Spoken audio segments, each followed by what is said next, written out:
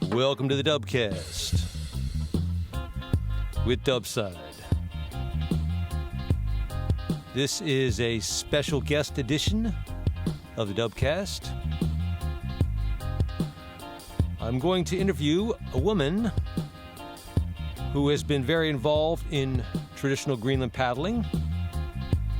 It's one of the names that comes to mind when you think of people like Helen Wilson, Sherry Perry.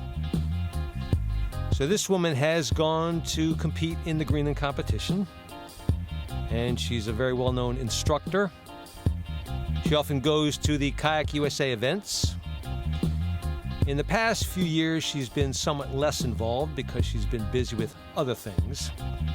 Her name is Alison Sigethy. She is an accomplished artist, and she has her studio on the shore of the Potomac River in a building that used to be a factory that made torpedoes. But now it houses the galleries and studios of some of the most prestigious artists in the greater Washington, D.C. area. It is June 5th. It is, yes. And I am in the Torpedo factory in Alexandria, Virginia. It is, here. yep. And I'm talking to Alison Sigethy, who I've known for a long time. And welcome to the Dubcast with Dubside. Thank you. It's very nice to see you again, so thank you. So we're here in your art studio here, which is amazing. Unfortunately, this is the audio production here, but I'll have to put a link to some of the your website and stuff. You have some amazing things here. Cool, thank you. But tell me how you first got involved in kayaking. I moved to Alexandria. When I got married, my husband and I, who I'll mention, because some of your kayak listeners might know Tom Milani. Yeah. He and I got married and moved to Alexandria, and we are 10 blocks from the Potomac River.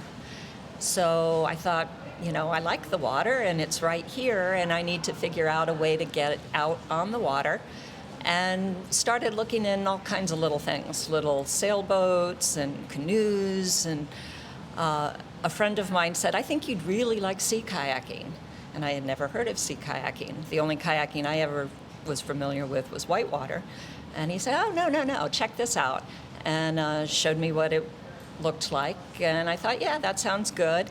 And Tom and I both bought sea kayaks from a place that used to be just down the road, and got out on the Potomac. And I started going out and started kind of down the ACA route, All right. like a lot of us. So about what year was this, you think? That was in...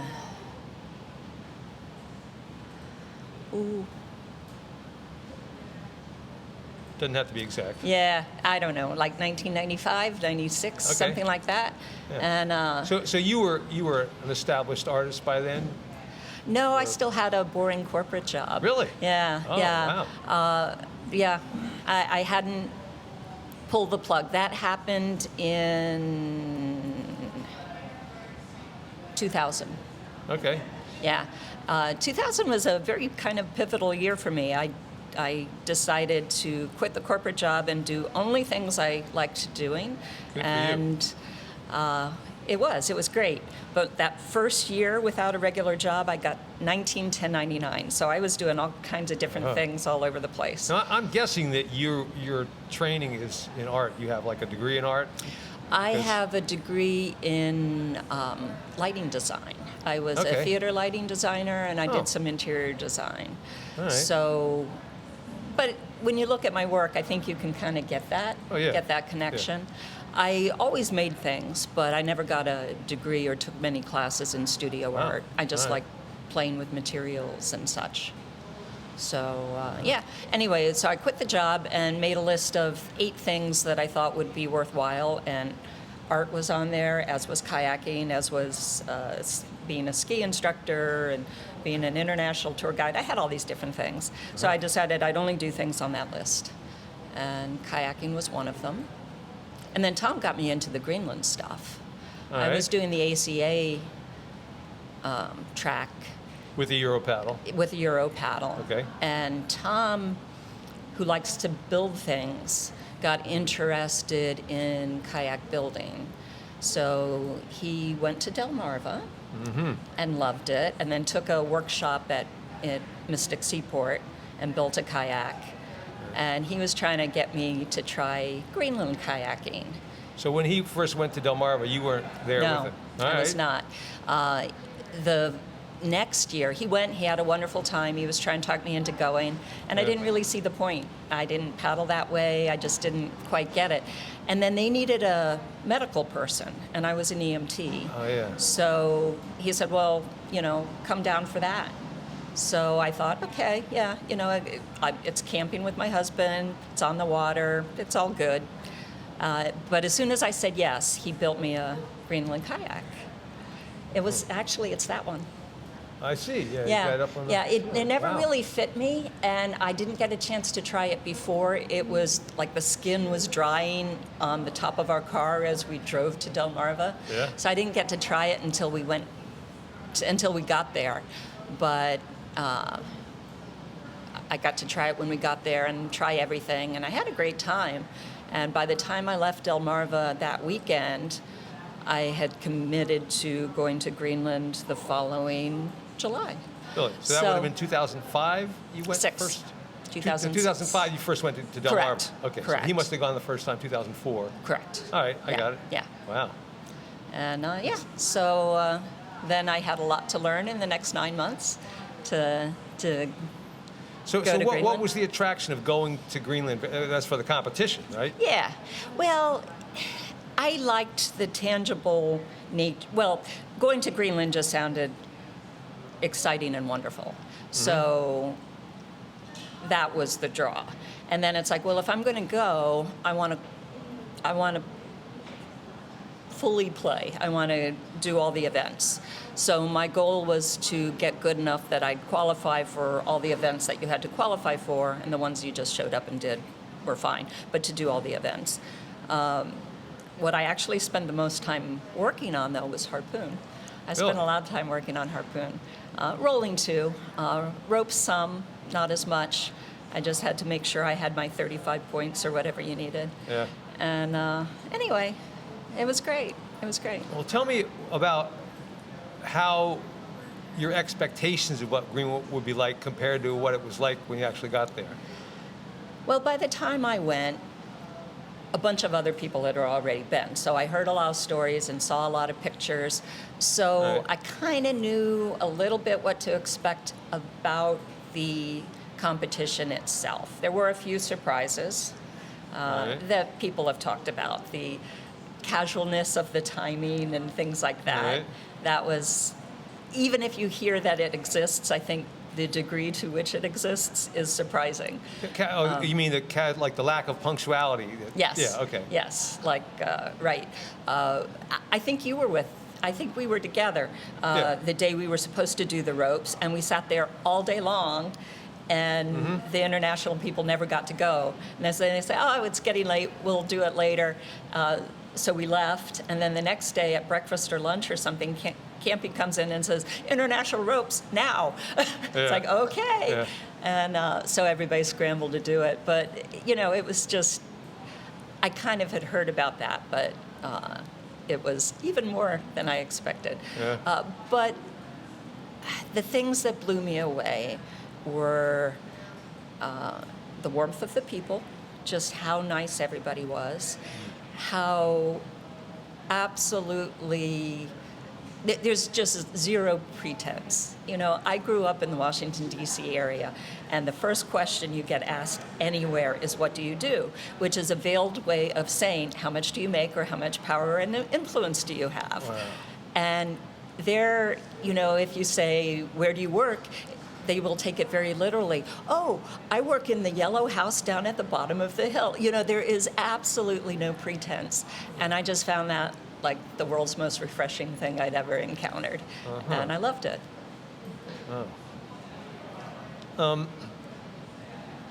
Are there any other differences you see in just the Greenland culture, just the mindset, or how people think and act compared to here? I mean, that's a very good example there. But any Yeah, other? well, it's a very collaborative society.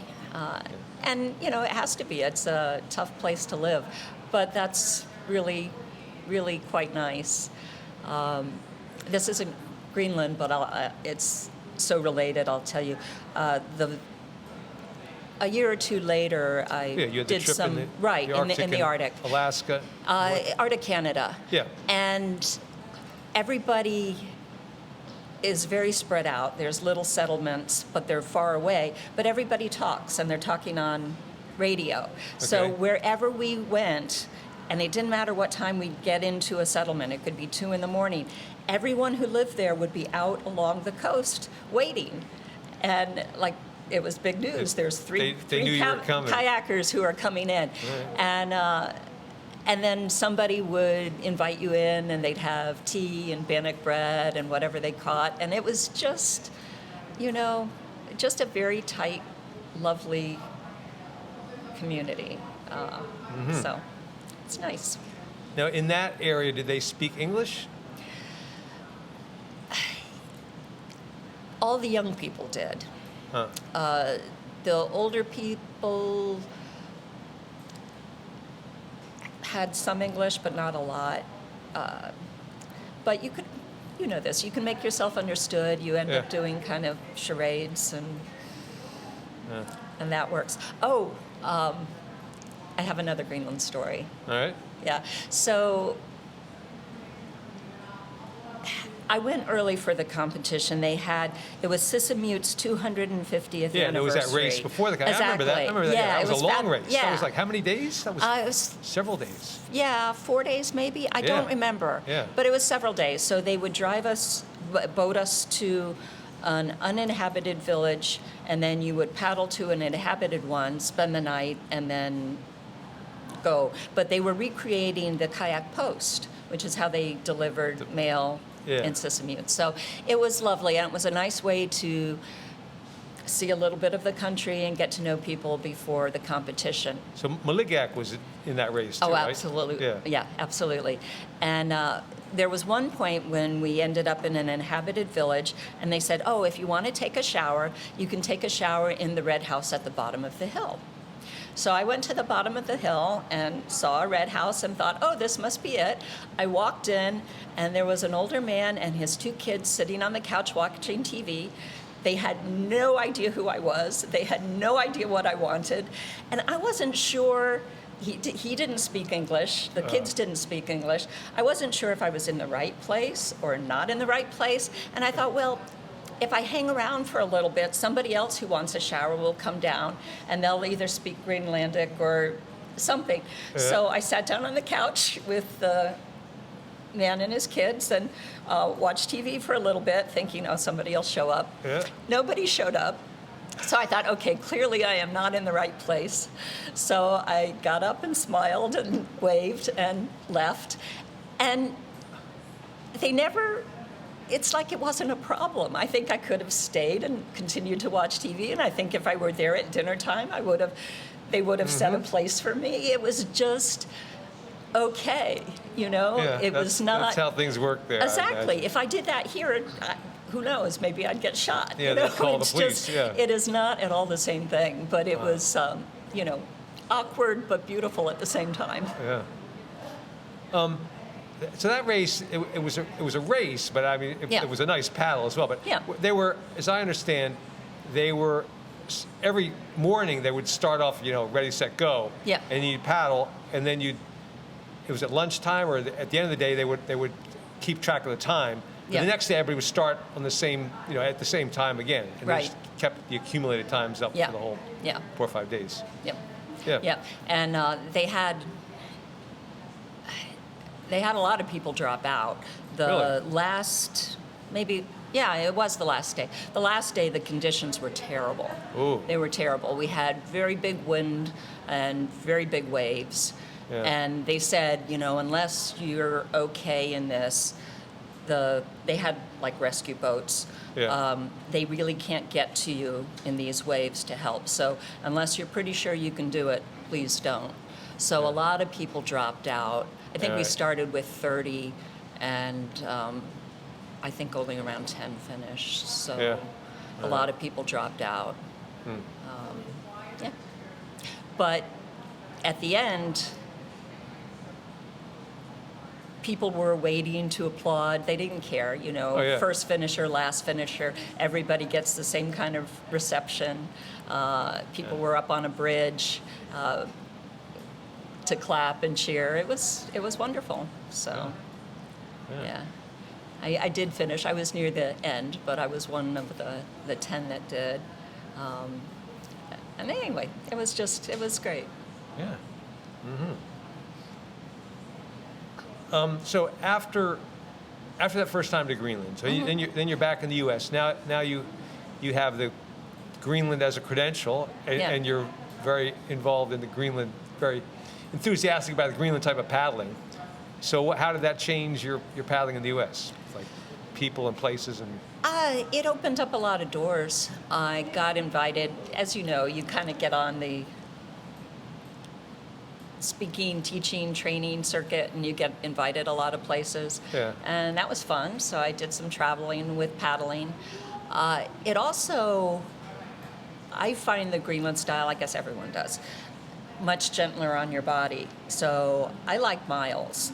And miles with the Greenland paddle don't beat me up at all. I can paddle all day long. Whereas with a Euro, I always had some trouble with my wrists. I always got soreness that I don't get with a Greenland paddle. So it's just better. As I recall, the trip you did in Canada with two other guys, they were using Euro paddles. Yeah. Is that correct? Yeah. And there was some concern that they didn't think you'd be able to keep up with that They little. were scared to death. They were convinced that there's no way I could keep up. So they made me carry a Euro. I had a 4-piece Lendl that I carried in my kayak. Never used it. And I was the fastest of the three, so that was not a problem. They sometimes use sails. It was just a downwind sail, Okay. and they would use that. I didn't like using it because you kind of feel out of control. Well, you are out of control. You're surrendering some control to the wind. So I didn't. I used it twice. Mostly when I used it, it was more of a sunshade. But I didn't. They would sail any chance they got, and I was like, no, I'll just paddle. I like to paddle. And as I recall, you weren't using a skin-on-frame or a fiberglass kayak. You brought a kayak that you could ship there. It was a feathercraft. It was, yeah. The Yeah. K1? Yep. Okay. Yeah. Which was huge. I built myself a big, probably 4-inch mini cell foam booster seat. All right. Because when I first got in it, it's like the cockpit, the coaming comes up to my chest. Yeah, It's like, all I right. can't paddle in this. This is crazy. So I built myself a big booster seat. And with that, it actually paddled really well.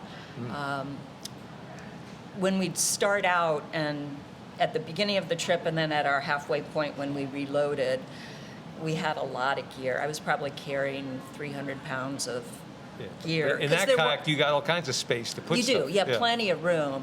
And we needed it because there weren't places to restock food and all. So we carried everything we needed for the first half of the trip and then restocked.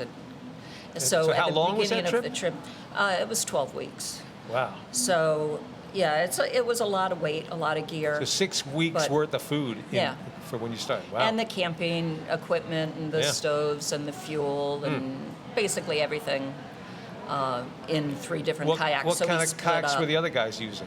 We were all in Feathercraft. Yeah. Yeah. Okay. Wow. All right. So you later did some rolling demonstrations at various times. Yeah. People asked you to Yeah. do things. Tell me about those. I love rolling. I love movement, and I love dance. So the idea of just kind of playing in the kayak to music, it's like dancing with the water, dancing with your boat, and it's fun, and I enjoy it, and people like seeing it. And it's kind of fun because I get all these comments like, oh, I used to think rolling was difficult. Now I've seen you do it, and I know it's easier. I know I could do that. It's like, well, great.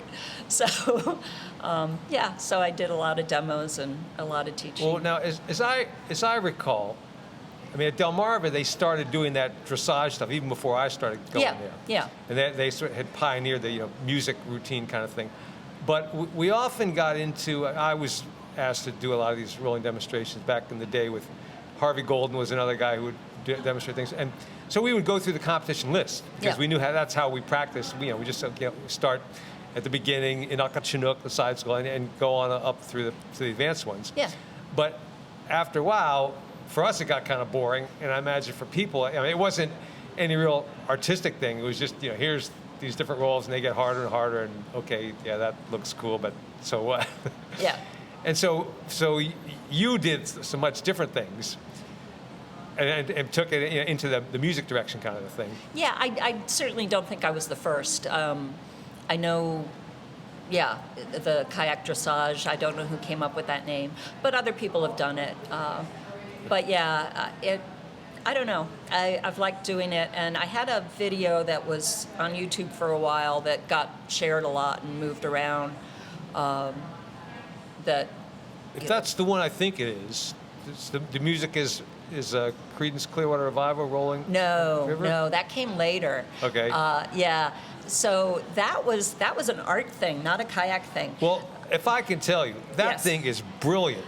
That thing's amazing. It was so fun, and it was so funny. Well, if I can, I'll have to post a link to it if it's still around. Link to it if you can, but that was just so I'll crazy. describe how. See, so when you do coming up with a rolling routine, you can find some music or something, something that sounds good, and then you're trying to. At least I'm trying to. How am I going to match the motion to the music, or see if I can do something? And I've heard of. Back in the day, they would just play some music, and some of the.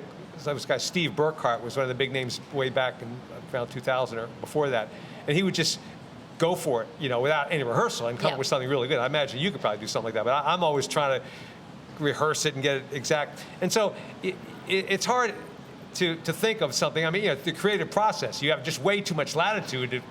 You'd like to have some restrictions. Like, here's what you have to do. So when it's total creative process, you're just overwhelmed by how many options you have. Yeah. And so your routine is 3 people, and the tune is Creedence Clearwater Revival, Rolling on the River, which is the rolling theme. And so what particularly impresses me is that of the 3 people involved in this routine, they're all in it together, you're the only one that's rolling.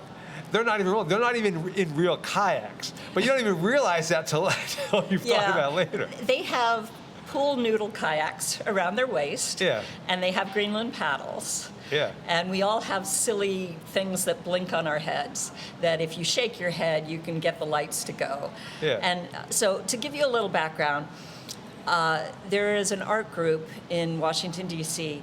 that does all kinds of crazy things. And they had put out a call that there was a synchronized swimming, an artistic synchronized swimming competition at a hotel down there. So 2 of my artist friends and I thought, we have to do that. It just sounds so silly. It sounds so much fun. Let's just do it. So one of them who knew about the kayaking and rolling said, well, let's just build it around that. And she didn't swim at all, so she was not going to be in anything. And then we thought, well, a life preserver or a pool noodle or whatever. Well, synchronized swimming is supposed to be what? You're underwater or on the water or either way? Yeah, it's usually underwater, and it's actually requires. It is a skill, even though people like to make fun of it.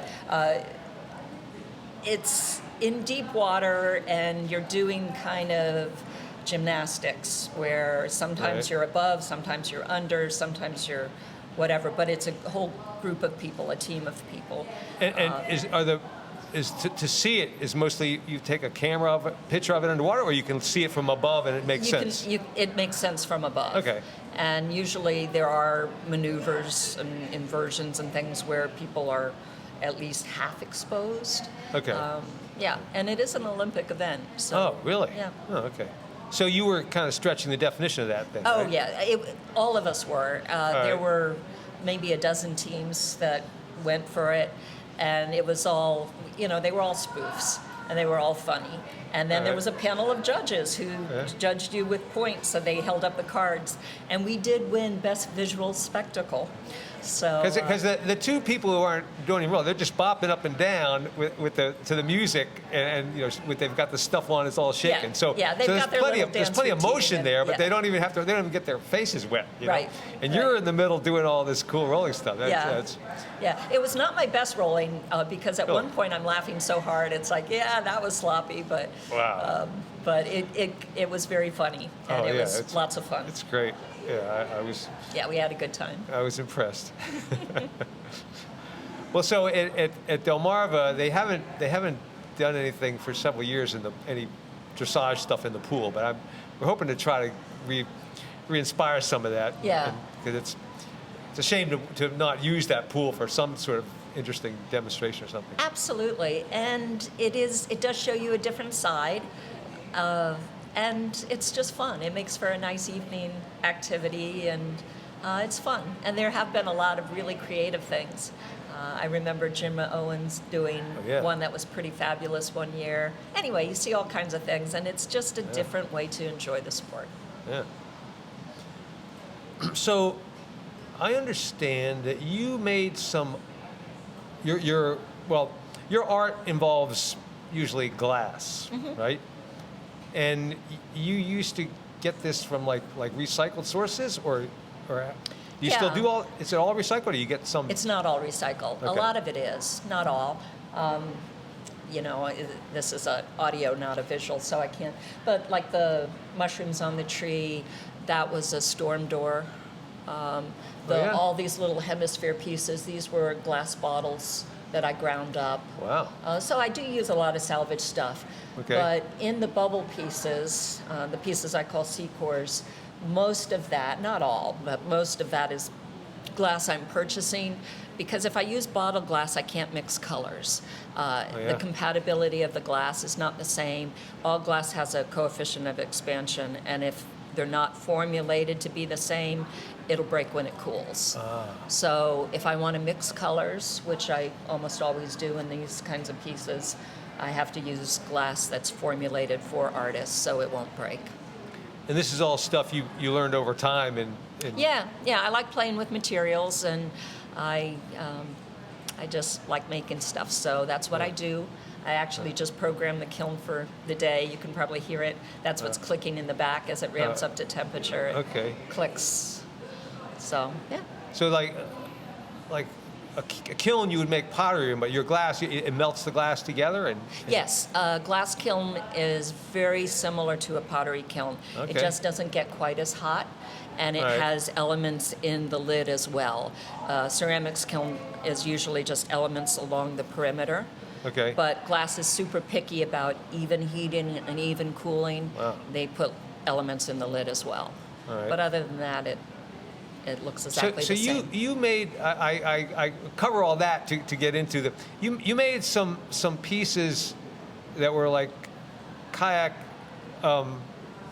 like you took your kayak and paddled out and put them somewhere. Oh right? gosh, Tell me yes. about those. Yeah. What was it? So that was the water trail project. Yeah. And I made these great big pieces out of the salvage, they call it float glass or tempered glass. The glass Okay. that's used in construction all the time for windows and things like that. Okay. I made these big, I kind of thought of them as horseshoe crabs, but these big Yeah. kind of ancient Big- looking how big are we talking crab about? pieces. How- About 25 inches in diameter. All right. But then they have kids and they'd have littler ones. But I Yeah. made all these guys and put them along in 9 different locations along the Potomac and Anacostia River. All right. And the idea was to kind of make a little water trail and talk about the habitat and creatures that live there now and creatures who lived there a long time ago, and sort of make it a fun water trail that you could get to only by canoe or kayak and go along. And I thought, yeah, that would be great. Get a couple teachers involved and see if we could get kids All right. canoeing out here and learning about the water. So you say you could only see it from the water. You couldn't walk to these things. There were some that you could see from land. Okay. Some. I had a couple that there are trails or places from the shore where you could see them, but a lot of them were tucked away around the corner or a little further out. And did you have somewhere like the information of where they all were so somebody could follow the trail, or that was? I wrote that all up. Right. I tried to make it official and so we could do it through the schools and all of that. Right. The problem I ran into is apparently that's sort of a never zone about who rules that. Is it Park Service? Is it DC? Is it Maryland? 'Cause jurisdictional it was kind of, yeah. And everybody said, yeah, that's really interesting. We're not opposed, but we don't do that. And anyway, so I never could get permission to have it legally there. Yeah. So it was sort But of. that didn't stop you from doing it. No, it was guerrilla art for a while, but All right. then I took them down. So you took them down. You didn't. Yeah. Okay. Yeah. Huh. The idea was to make it a little more permanent and to have the maps out in the public and have Yeah. teachers have Yeah. that available for their kids and anyway, but. I can see the appeal of the idea, but Yeah. the bureaucracy you have to go through does become. Yeah, I never really could sort it out, but it was fun for a while. Yeah. Yeah. Yeah. All right. So what I see here in your studio now, you have this bubble idea, in which you were telling me that creates some motion. Yeah. And so before you have all these amazing shapes of glass, but glass doesn't move. So now you've got glass cylinders that are 10, 12 inches in diameter, and all your glass shapes inside, and then these bubbles are just coming up through the glass, and it really looks nice. Thank you. I think the bubbles do a lot to give it life. And sometimes I'll suspend pieces, just tie them with fishing line to another piece. So Yeah. if I can get that in the bubble stream, they'll move a little bit. Huh. And one of what I'm doing with some of the new ones are, if this is too geeky, you just cut it out. No But there's some fun things with the way light is transmitted and the oil. So if I can match the refractive index of the oil and the glass, I can make things disappear. So borosilicate glass has the same refractive index as the oil I use. So if I put This is in oil, not water. Correct. Okay, it makes the bubbles go slower. Very Exactly. nice. All right. Yes, and it also allows me to hide things. So borosilicate rod will disappear. It's like a magic trick. Once it's in this oil, you can't see it. Correct. Wow. So I can build some infrastructure or have pieces Like balanced support on elements that you don't know they're there. Exactly. Wow. So you would see the glass piece that can be hanging and moving, but you won't see the rod that it's resting on. Wow. Which is kind of cool. That's beyond cool. That's really cool. Thank you. Yeah, Wow. it's like my own little magic trick. Yeah. Do you think that kayaking in general has influenced your art? I do. Mostly in the headspace and the time. The headspace. Yes. What do you mean by that? My mind doesn't like to sit down. It likes to run full speed all the time. And that's not good. You need to slow things down to get deeper, more creative thoughts. And I have a lot of trouble doing that unless I'm doing something that's repetitive. And I told you I like miles. So if I go out and paddle for a long time or cycle for a long time, the headspace is golden. It just kind of quiets my mind down enough that I can think a little deeper and get better ideas, better thoughts. And that's a nice place to be, but the water helps me do that, or the bike, either way. Yeah. Huh, very good. Yeah. Well, tell us you have a website, or how do people find you, or Sure. just that stuff? Sure.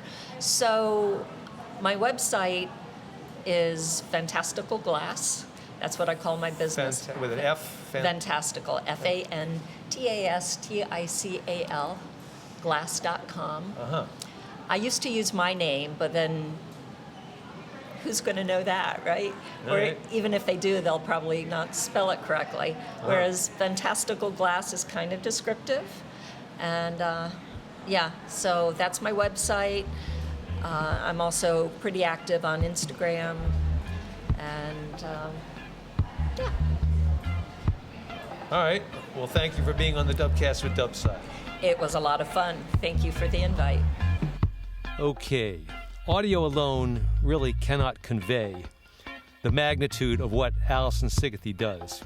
So please do go to fantasticalglass.com and see for yourself her amazing artwork.